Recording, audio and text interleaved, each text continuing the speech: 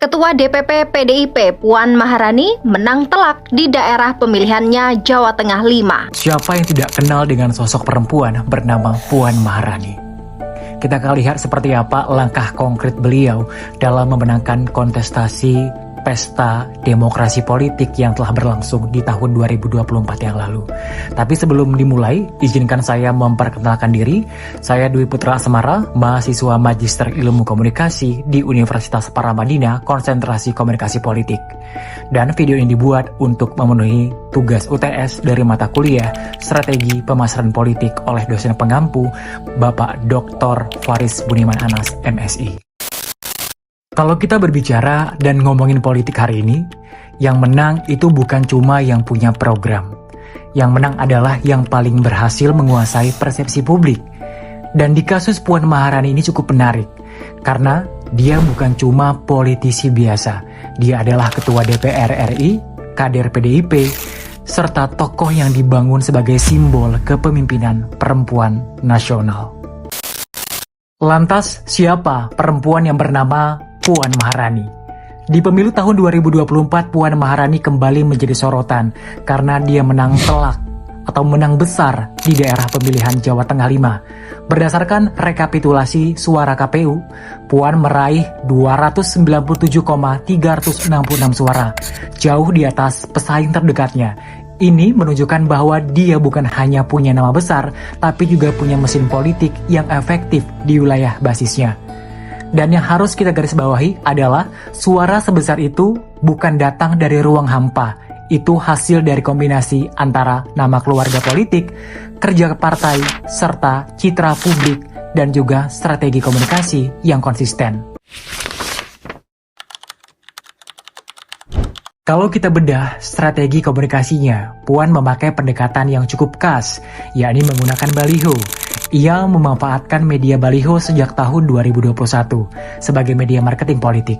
Menariknya, di era digital, dia tetap kuat memakai media tradisional seperti baliho tadi untuk membangun awareness dan juga image perfection.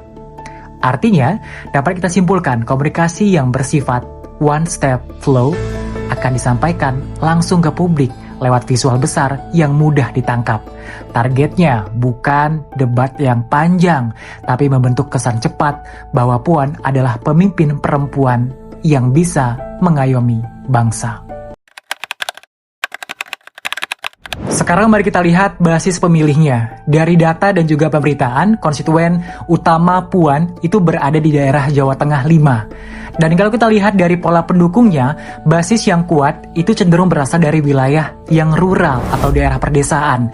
Nah, survei dari Medcom ini menunjukkan bahwasanya memang 54,0% warga perdesaan menyatakan senang pada Puan. Lebih tinggi dibanding warga perkotaan yang memang ada di angka 46,4%. Ini penting, artinya citra Puan ini lebih resonan di pemilih tradisional, pemilih akar rumput dan pemilih yang lebih nyaman dengan figur formal, stabil, dan dekat dengan struktur partai. Kalau berbicara masalah ide, gagasan, atau mungkin bahkan isi pesan yang ditawarkan oleh Puan, ini cukup jelas.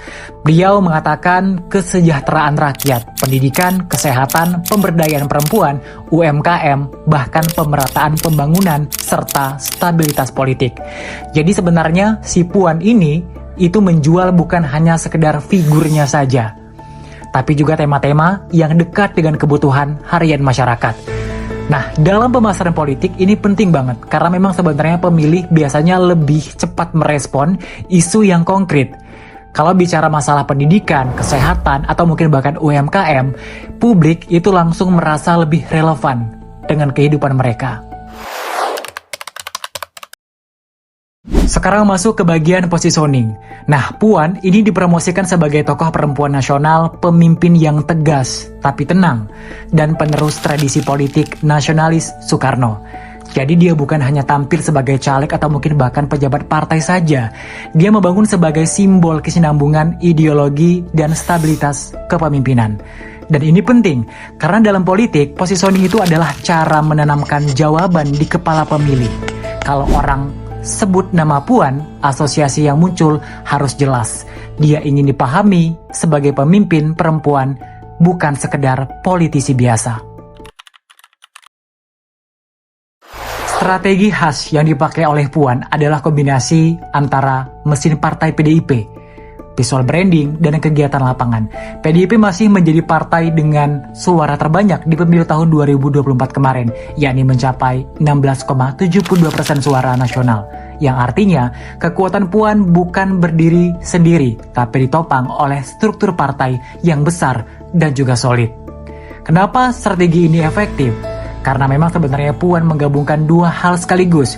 Yang pertama, yaitu adalah politik tradisional, jaringan partai, akar rumput, baliho, serta safari daerah. Kedua, politik modern, branding visual, terus media sosial, dan juga pengulangan citra. Dua-duanya jalan bersamaan. Kalau kita menggunakan teori, ini termasuk political branding atau positioning dan juga persuasive communication. Political branding itu membangun citra serta merek. Nah, kalau misalkan positioning ini menanamkan tempat tertentu di benak publik, membujuk dan juga membangun penerimaan.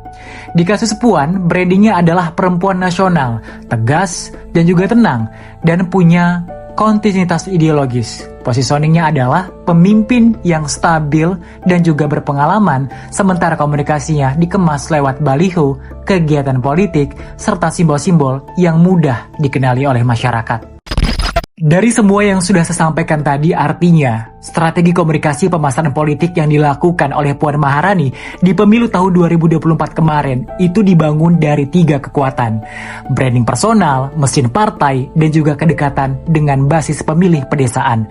Hasil akhirnya cukup efektif untuk mengamankan kursi parlemen.